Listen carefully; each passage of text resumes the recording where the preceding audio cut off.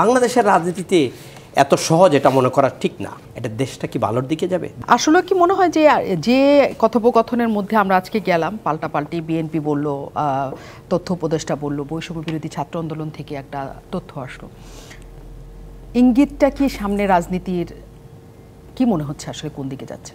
আপনার এই প্রোগ্রামে 5 আগস্ট থেকে নিয়ে আগেও ছিলাম, পরেও আছি। আমরা আপনাদেরকে এই সংখ্যাটা বলে যাচ্ছিলাম, নির্যাতিত দল হিসাবে, নিপীড়িত দল হিসাবে। বাড়ির অফিস জ্বালিয়ে দিয়েছিল, তখন এসে বলছিলাম এরা আমাদের সাথে লাগছে, আগামীতে আরও লাগবে। আপনার এখানে অন রেকর্ড প্রোগ্রাম, আপনি আমাকে প্রশ্ন উল্টা ছুড়ে দিয়েছিলেন, তাই শুরু করেছে। আওয়ামী লীগের সাথে আগেই তো যুদ্ধ চলছে, ঠিক আছে, এটা চলবে। আসলো আমাদের, এখন যাচ্ছে বাংলাদেশের সবচেয়ে বড় স্টেক হোল্ডার এখন যারা আছে বিএনপির সাথে। মির্জা ফখরুল সাহেবের বক্তব্যটা আমি দেখলাম, এনে খারাপ কিছু তো উনি বলেন নাই। গত সপ্তাহে আপনার এই টকশোতে আমি বলেছি, আপনি যদি দল করেন আপনার এখান থেকে উপদেষ্টা পদ থেকে সরে আসতে হবে, আপনারা রেফারির ভূমিকা থেকে আমাদেরকে খেলতে দিতে পারবেন না। তারা বলেছে, হ্যাঁ, এই কথাটি উনি বলেছেন। সন্দিহান হচ্ছেন যে ওনারা ওইখানে থেকে উনি যদি এটা বলেন কাউকে ইঙ্গিত না করে, আপনি আপনার উপর এটা নিচ্ছেন কেন? ঠাকুর করে কেড়ে আমি কলা খাইনি, এটা কেন আপনি আপনারা উত্তর দিতে যাচ্ছেন কেন? আপনাদেরকে তো ইন্দিক ডাইরেক্ট নাম ধরে বলে নাই, আপনারা কেন পার্সোনালি এটা নিচ্ছেন? দেখেন, আপনাকে এটা বলি, আপনি ইনক্লুসিভ জাতীয় ঐক্য চাচ্ছেন, কীভাবে হবে জাতীয় ঐক্য? 48 পার্টি, 48টা পার্টি হলো নিবন্ধিত রাজনৈতিক দল বাংলাদেশে। তার মধ্যে গত যে মিটিংটা হলো কয়টা? 14টা। আপনাদের অ্যাজ পার মিডিয়া রিপোর্ট অনুযায়ী আপনি এতগুলো দল বাদ দিয়ে বাকিগুলো দল নিয়ে আপনি করবেন। যারা আগে ছিল এখানে, মান্না ভাই উপস্থিত নাই, আমাদের গত টকশোর যে ভাই ছিল যা কমিউনিস্ট পার্টির, উনি ছিল না, উপস্থিত নাই। এদেরকে বাদ দিয়ে আপনি আবার দাওয়াত দেন নাই, আপনি একটা ন্যাশনাল কার্যক্রম চালাচ্ছেন জাতীয় ঐক্য। এটা হবে না। নতুন রাজনৈতিক দল করেন না, আপনার গণতান্ত্রিক অধিকার করতে পারেন, কিন্তু আপনি বন্ধুত্ব তো বাদ দিয়ে দুশ্মনী শুরু করে দিচ্ছেন সব রাজনৈতিক দলের সাথে। এটার প্ল্যানটা কি? এটার মিনিংটা কি? কেন করতে যাচ্ছেন? কারণটা কি?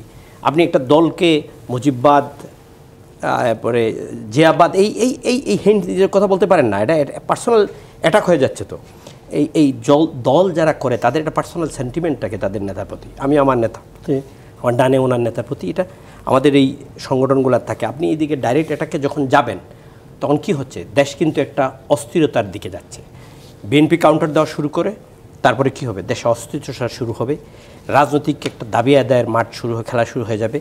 এরা ক্ষমতায় থেকে চাবে একটা, মাঠ থেকে বিএনপি চাবে একটা। এটা দেশটা কি ভালোর দিকে যাবে? দেশটা already divided by many fraction. Yunus সাহেব নিজে একজন ভালো লোক, চেষ্টা করে যাচ্ছে, পারছে না।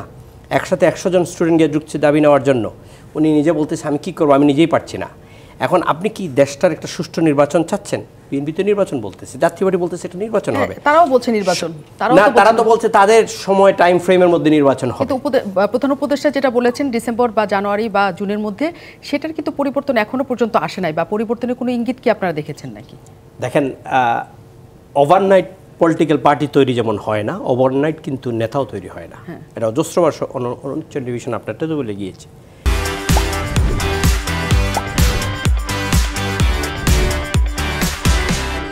এই হেলাল ভাই কি একদিনের নেতা হয়ে আসছে টকশো করছে? রতন ভাই আছে, আমাদের রাজনৈতিক জীবন সবার 25 বছরের উপরে। আপনি কালকে দল তৈরি করবেন আর মানে ডে আফটার টুমোরো পার্লামেন্টে যাবেন, অ্যান্ড ফলোয়িং ডে আপনি শপথ নেবেন যে মন্ত্রী হবে। বাংলাদেশের রাজনীতিতে এত সহজ এটা মনে করা ঠিক না। পাকিস্তানে ইমরান খান 18 বছর রাজনীতির বাইরে, ক্ষমতার বাইরে থেকে রাজনৈতিক দল তৈরি করে ক্ষমতায় যেতে হয়েছিল। আপনি রাজনৈতিক দল তৈরি করেন, সময় দেন, মানুষ আপনাদেরকে চিনক, আপনার দল চিনক, প্রতীক চিনক, আপনি মাঠে আসেন, একসাথে আমরা খেলি। তারপর একটা সময় আপনাদের টাইম হবে, কেন হবে না? আপনার এই দেশ আপনাদের, আমাদের সবার। আপনি পাওয়ার বলয় থেকে কেন দাঁড়াবেন? তাহলে তো লেভেল প্লেইং ফিল্ড হবে না। ফ্রি ফেয়ার ক্যাডেবল ইলেকশনের জন্য বিএনপি আন্দোলন করলো 17 বছর। আমরা বলে গেলাম, কয়েকজন আছি আমাদের বাম দিকে, রতন ভাই সহ অনেক অজস্র টকশো করেছি, যেটার জন্য আন্দোলন করলো এদেশের মানুষ, সবাই অংশগ্রহণ করলো। আবার সেটার জন্য বললে আপনারা খেপে যান আমাদের রাজনৈতিক দলের উপরে, নেতাদের অশ্রদ্ধা করেন, বক্তব্য দেন পার্সোনাল ইস্যু নিয়ে। এগুলো হলে তো জাতি বিভক্ত হয়ে যাবে। আপনারা একটা করে যাচ্ছেন, একটা সরাবেন, সেনাপ্রধান সরাবেন, রাষ্ট্রপতি সরাবেন, বিএনপি এখানে বলছে না এটা করা যাবে না, কনস্টিটিউশনাল বেকম হবেন। আপনারা বলছেন সংবিধানের কবর দিবেন। এই সংবিধান তো আওয়ামী লীগের না, এই সংবিধান বিএনপি না, এই সংবিধান জাতীয় পার্টির না, এই সংবিধান বাসুদের জাসদের না, এটা দেশের মানুষের সংবিধান। আপনি 17 বার অ্যামেন্ডমেন্ট হয়েছে, আরও 17 বার করেন না, অসুবিধা তো নাই। রাজনৈতিক দলগুলো বলছে সংস্কারের প্রয়োজন আছে, করতে হবে, কিন্তু আপনি কবর দিয়ে ফেলবেন। তারপরে বলছেন ফ্যাসিস্টের বিরুদ্ধে যারা লিখবে তাদের কলম ভেঙে দিব। আমি টকশোতে এই সারা দুনিয়া দেশব্যাপী দেশের মানুষ দেখছে 1982-তে কিন্তু ফকল্যান্ড ওয়ার হয়েছিল ব্রিটিশ এন্ড আর্জেন্টিনা, জানেন আর্জেন্টিনা দখল করেছিল ফকল্যান্ড। বিবিসি রিপোর্ট করেছিল ওই জেনুইন রিপোর্টটা, তখন মার্গারেট থেচার ছিলেন ব্রিটিশ প্রাইম মিনিস্টার, উনি বিবিসির বিরুদ্ধে সমালোচনা করে বলেছিলেন বিবিসি ব্রিটিশ সোলজারের পক্ষে না, ব্রিটিশ জনগণের পক্ষে না, তারা আর্জেন্টিনার পক্ষে। তখন ব্রিটিশ ব্রডকাস্টিং কর্পোরেশন বিবিসির যিনি প্রধান ছিলেন চেয়ারম্যান, এটা ট্রাস্টির আন্ডারে চলে, এটা নট বাই দি গভর্নমেন্ট, ওই ট্রাস্টির চেয়ারম্যান বলছেন আমরা মিডিয়া আমাদের কাজ হলো সত্য তুলে ধরা। এখন আমরা যারা আলোচনা সমালোচনা করছি, মিডিয়া যারা তুলছে তাদের কলম ভেঙে ফেলবেন আপনি? তাহলে এটা বৈষম্য তো বড়টা আপনারাই তৈরি করে দিচ্ছেন, যাই বৈষম্য সরাইলেন সেই বৈষম্য থেকে আপনারা দিকে যাচ্ছেন। আপনি মিডিয়া দখল করতে যাচ্ছেন, মিডিয়া থেকে বলছেন 10 জন লোক চেঞ্জ করতে হবে, একটা পত্রিকা অফিসে গিয়ে বলতেছেন আপনি চেঞ্জ করতে হবে। দলগুলোও করছে, আগে করেছিল, করছে, এখনো করছে।